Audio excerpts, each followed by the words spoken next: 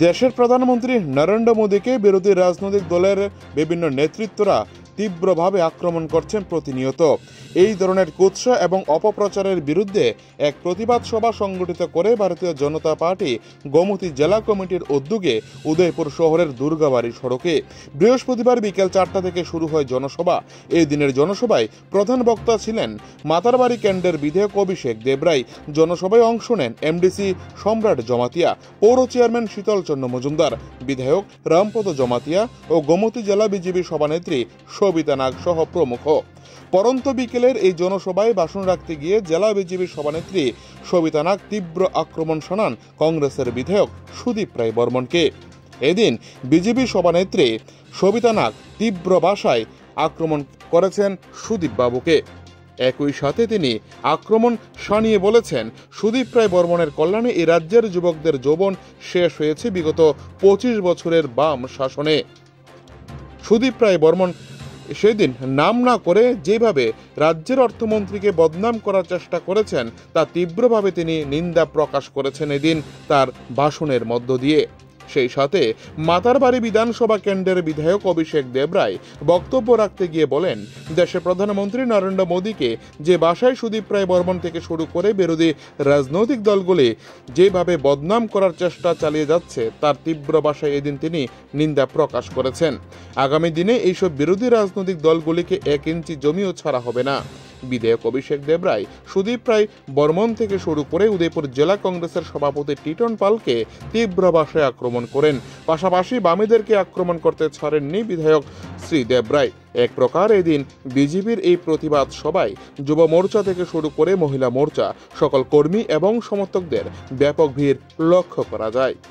উদয়পুর থেকে নিজস্ব প্রতিনিধির রিপোর্ট, টিভি 100 বাংলা। সেই মোদিজিকে চোর বলার আগে আয়নায় নিজের চেহারাটা একবার দেখে নিন। সুদীপ বাবু, আপনাকে আমি বলে দিচ্ছি, আয়নার সামনে দাঁড়িয়ে দেখুন। আমরা জানি যারা বিরোধী দলটা করেছিলাম সেই সিপিএমের সময়কালে 25টা বছর আপনাদের মতো চোর বাটপারদের নেতৃত্বে, সেই 25 বছরে আমার হাজার হাজার যুবকরা সেখানে প্রাণহানি ঘটেছে শুধু আপনাদের কারণে। হাজার হাজার মায়েরা তাদের সন্তান হারা হয়েছে শুধুমাত্র আপনাদের কারণে। হাজার হাজার বোনেরা তাদের স্মৃতির সিঁদুর মুছে দিতে হয়েছে শুধুমাত্র আপনাদের কারণে। এখানে তো রোজগার বন্ধ হয়ে গেছে, এখানে দালালি বন্ধ হয়ে গেছে। উনার স্বাস্থ্যমন্ত্রী হবে না, উনাকে মুখ্যমন্ত্রী দিতে হবে। তার জন্য উনি এই ভারতীয় জনতা পার্টির সঙ্গে উনি বেইমানি করে লোকসভা নির্বাচনের সময় উনি বলেছিলেন, মানুষের কাছে আবেদন রেখেছিলেন, একজন কংগ্রেসের নেতৃত্ব তখন আমাদের ভারতীয় জনতা পার্টি উনি বিধায়ক ছিলেন, মন্ত্রী ছিলেন, বলছে কি 19-এর নির্বাচনে, লোকসভা নির্বাচনে মানুষকে বলছে ভোট দিন, তো আপনার বোন যাকে খুশি তাকে দিন। হয় সেটা? প্রশ্ন করুন আপনাকে। আপনি এই জায়গায় দাঁড়িয়ে প্রধানমন্ত্রীকে বলছেন চোর। আরে আমি তো বলবো,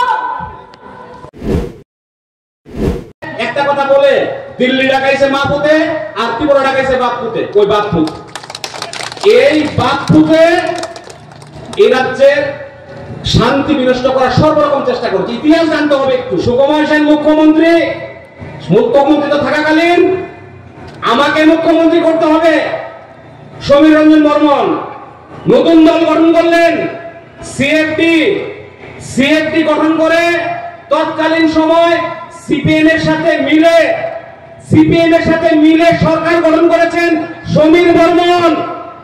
সেই মন্ত্রিসভার মধ্যে স্বরাষ্ট্রমন্ত্রী ছিলেন সমীর বর্মন, আর সেই মন্ত্রীতে নিবেন চক্রবর্তী, সেই মন্ত্রিসভাতে নিবেন চক্রবর্তী ছিলেন কি অর্থমন্ত্রী।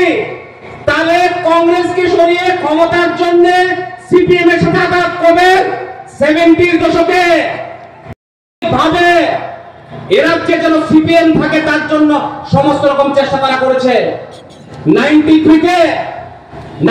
থেকে 13 সাল পর্যন্ত এরাজ্যের কংগ্রেসকে বিক্রি করেছে সমীর বর্মন এবং সুদীপ রায় বর্মন। আজকে হাজার হাজার বিরোধী দলের কর্মীর লাশের উপর দাঁড়িয়ে তারা নেতা হয়েছে, হাজার হাজার মার স্মৃতির সিঁদুর মুছেছে, হাজার হাজার ধর্ষিত করেছে আমাদের মা বোনদের তাদের রাজনীতি রক্ষার্থে। কারণ রাজনীতি ছেড়ে দেবো, এমএলএশিপ ছেড়ে দেবো যদি মিথ্যা হয়? কিভাবে আসবে? কিভাবে আসবে? বন্যা হয়েছে,